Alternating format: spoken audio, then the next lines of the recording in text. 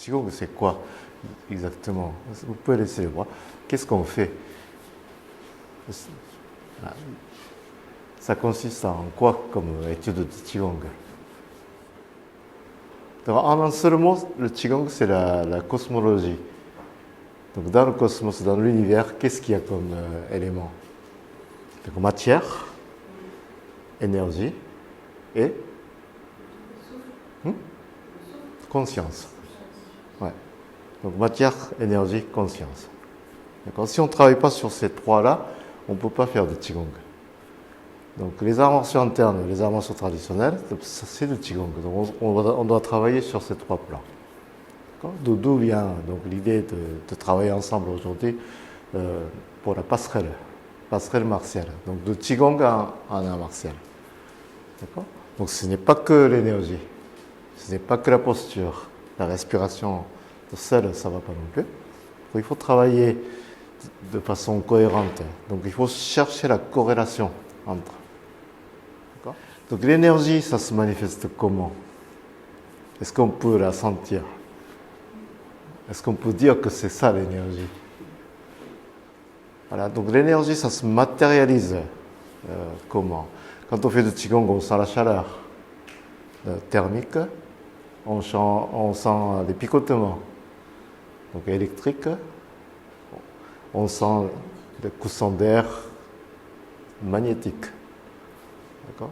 Donc quand on travaille sur cette base-là, d'Antia, on commence à avoir la chaleur, des picotements dans les doigts, ou le ballon, etc. Donc la première manifestation de Qi. Tout ce qui se manifeste, c'est à partir de là. Donc on va travailler là-dessus pour associer avec la conscience. Donc c'est ainsi qu'on peut activer des transforts stratégiques, dont les trois d'Antia. Bon, l'étude de Qigong, ça ne s'arrête pas parce qu'il faut utiliser nos bras, nos jambes, notre corps pour transmettre le Qi à l'extrémité pour se battre. D'accord. Donc aujourd'hui, on va faire un zoom sur le bras. Comment forger, alimenter les canaux de transmission de la force. Donc il faut comprendre les terminaux, la forme. La forme de la main elle est très importante. Donc en bagua, on fait comme ça. On écarte les doigts. Mais pourquoi on écarte les doigts d'après vous? Quelles sensations concrètes on devrait avoir lorsqu'on écarte les doigts comme ça? En Aikido aussi, on ouvre les mains. Et dans des jiu-jitsu traditionnels, on travaille la main. Donc, la fleur de Volubilis, on appelle ça. Et puis, quand on boit le saké rempli, donc, comme je vous avais expliqué, si vous buvez comme ça, avant de le ramener à la bouche, ça va couler. Donc, traditionnellement, on boit comme ça. Et cette main-là, on appelle ça aussi la bouche de tigre, cette main.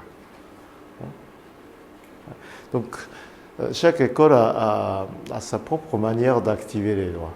Donc, la boxe de l'homme ivre, par exemple, ils font un truc comme ça.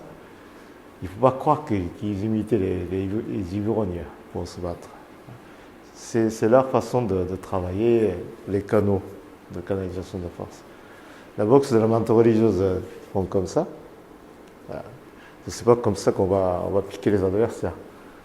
Ça aussi, c'est de la canalisation de force. Donc, ça, c'est important. Il faut aussi savoir que dans une main, il y a deux fonctions majeures. Le Qi, il sort d'où exactement? Et la force. Et le Qi et la force, il y a deux choses différentes. Donc ça sort d'où et comment? Interne. On doit utiliser l'énergie, la force, et sans travailler outre mesure l'extérieur. Donc, il faut favoriser les canaux. Donc, voilà. Rien qu'avec ça, vous allez couper le circuit. Donc, desserrer légèrement le point, c'est important pour laisser ouvrir la porte de l'énergie. Tout ça, dès l'instant où vous sentez le point dur, vous êtes dans la mauvaise direction. Donc, sauf en utilisant le rapport de force, on ne peut pas se dégager comme ça. Même en utilisant l'effet de surprise comme ça ne marche pas. Donc, il faut trouver le bon procédé. Donc, voilà. Comme je l'ai dit tout à l'heure, la façon d'utiliser la main et le mouvement sphérique. Saisir le centre. Chūshijin, Chanshijin, Chanshijin. Chūshijin. Ce dont on a besoin, c'est de ne pas bouger ici et changer le rapport. Alors, rien qu'avec ça, le rapport a changé. Voilà. Comme ça. Voilà. Là. Donc, quand je bouge, c'est déjà désactivé. Voilà. Là, le rapport change. Voilà. J'essaie de changer son état, ou le mien. Là, ça ne donne pas grand-chose. Donc, ce dont on a besoin, c'est de définir le cadre commun et jouer dans ce cadre des paramètres comme ça, pour changer ce qu'il y a. Voilà. Comme ça. Ouais, voilà. Ouais. Ouais. Donc, ne pas bouger, c'est tout bouger. Ne pas bouger, c'est important. Donc, ça, c'est bon, merci. Ne pas bouger. On est en train de bouger tout le temps. Comme ça. C'est dans une position statique qu'il faut jouer donc, sur ces rapports, ces paramètres. Donc, on est constamment en mouvance, en fait. Ça, il faut toujours retenir ça. À partir de là, je bouge. Donc, le rapport n'a pas changé. Mettons, si vous relâchez un tout petit peu l'épaule, voilà, déjà, le rapport change. Et si vous abaissez le coude, le rapport change. Et si je fais ça,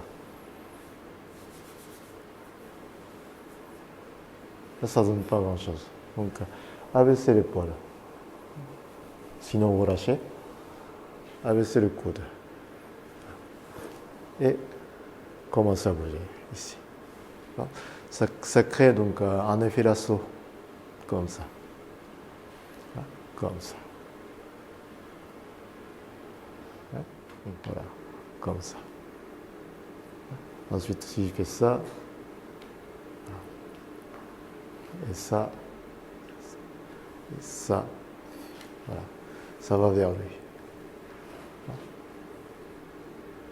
Comme je vous ai dit, l'index, il faut indiquer le chemin. Donc si vous faites comme ça, il n'y a personne. Il n'y a personne. Voilà. Donc, comme ça. Ensuite, comme ça. Voilà. Je l'attache et je l'amène vers le sol. Et l'axe de rotation. Autour de cet axe, vous faites tourner la main. Voilà. Donc, là, ce point ne fait que bouger. Il ne tourne pas vraiment. Donc, vous faites comme ça, et puis vous faites tourner. Voilà. Là, il a la main dessus, donc il est entraîné dans cette rotation. Comme ça. Et si je fais ça, là, ça ne prend pas. Vous voyez ? Si vous faites passer la force sur l'envers du corps, il résiste, il ne bouge pas. Voilà. Donc si on fait passer par l'endroit du corps, il s'effondre. Ça. Voilà. Donc je suis en train de faire comme ça. Donc ça ne va pas le faire. Comment faire passer à l'endroit du corps la force? Vous le faites chez vous. Voilà. Vous avez un bouton ici. Là. Et ce qui se passe chez Henri, pareil. Donc après avoir accueilli le dos. Comme ça. Et ça. Et ce qui est important, c'est de chercher la corrélation avec les gestes. Donc, pour prendre l'adversaire dans son ensemble, il faut saisir ici. Voilà. Avec les jambes maintenant. Dans les jambes, il y a l'endroit à l'envers aussi. Donc, comme ça, tu tiens bien. Voilà. Et ça.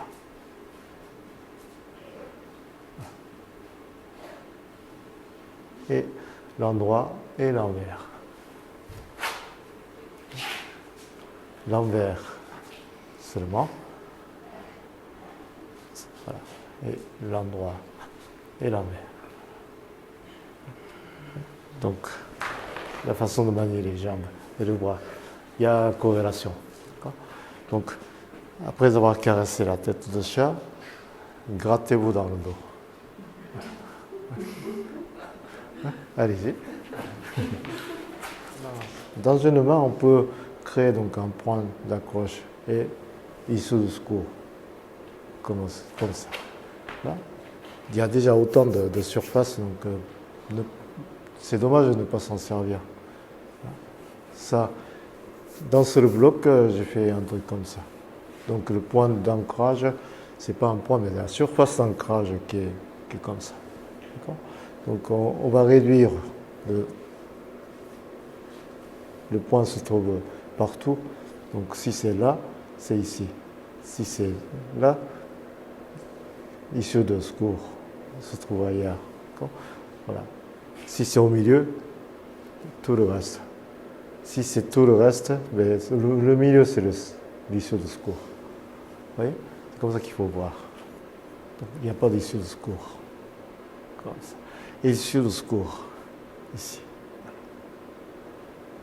Tout ça c'est bloqué et je libère ici. Je bloque tout ça et je libère ailleurs. Voilà. Donc la connexion est primordiale. L'évolution des armations internes en 3 étapes. La première étape, c'est l'ordre, donc apprendre les mouvements dans l'ordre. Deuxième étape, c'est l'étude de l'espace. Donc ordre, espace. Et troisième étape, c'est Jing, la force interne. Donc si la forme n'est pas correcte, on ne peut pas étudier l'espace. Si l'espace n'est pas bien géré, on ne peut pas accéder à la force Jing. Donc là, ce qu'on est en train de faire, c'est l'étude de l'espace.